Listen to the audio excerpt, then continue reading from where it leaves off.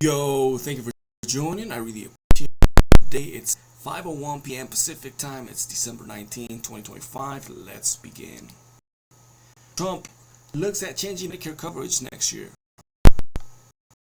President Trump will announce a pilot program for patients for CBD treatments, according to a Thursday report by the Washington Post. Trump is also expected to speak about potentially loosening restrictions on marijuana in the U.S. if cannabis is classified as Schedule 1 alongside Tylenol with codeine. There could be widespread ramifications on businesses as well as taxes and medical treatments. Why it matters, or cannabidiol is used for pain management by millions of Americans, with 60% saying they've tried CBD at some point, according to Forbes. It's used for a wide array of purposes, from relief to anxiety and sleep improvement.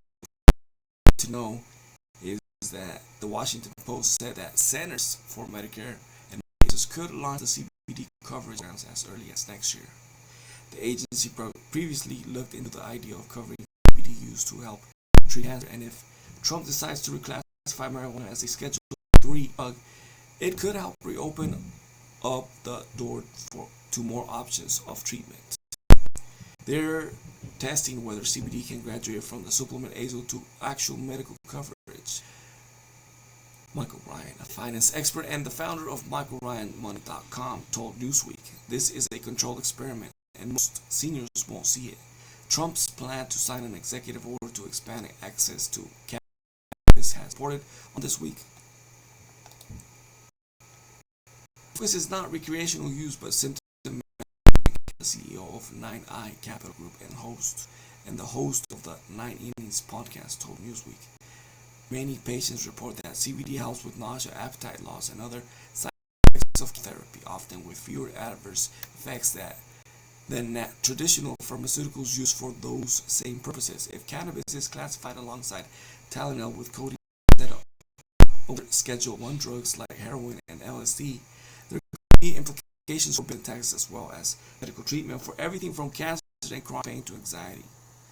The real play here is in compassion, but cost control, Ryan said. He works as pain adjunct at a fraction of what opioids cost Medicare. If this pilot proves it reduces pain safely, you're looking at one of the most meaningful benefit changes for fixed income seniors in a decade. What people Ryan, a finance expert and the founder of MichaelRyanMoney.com, told Newsweek, Medicare is hemorrhaging money on opioids for chronic pain and chemo side effects. CBD is the obvious non-addictive alternative there. They've been too cautious to touch. This pilot is limited to oncology, palliative care, maybe chronic pain. It's just a foot in the door. Narrow eligibility, pharmaceutical grade products only, tight dosing controls. Not everyone free CBD drops. Kevin Thompson, the CEO of 9i Capital Group and the host of the 9 Innings podcast, told Newsweek, "For now, seniors should expect more discussion than immediate action. Any changes would likely begin as a pilot program with clear guardrails around what qualifies as an approved treatment, how it is prescribed, and how reimbursement would work with Medicare."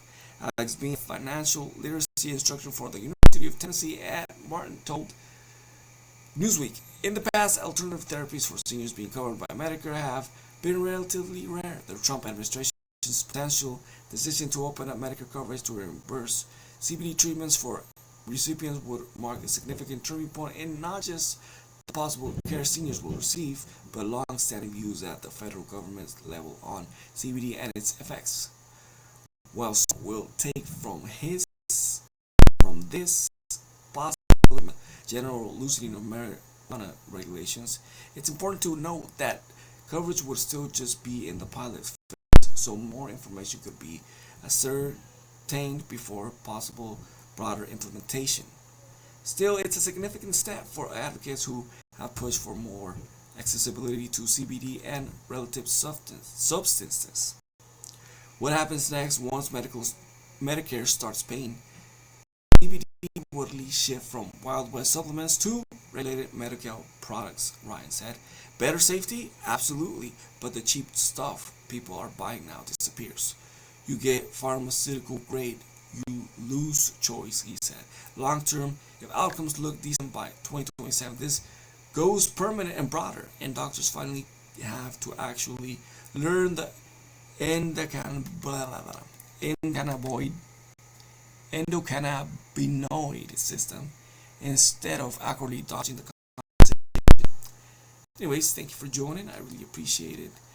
Smash that like button, subscribe to the channel, comment below, let me know what you think. Follow me on Instagram, Studio 11, follow me on X, the Studio 2020. I like to say Twitter, follow me on Twitter. Thank you for joining, and I'll see you in the next one.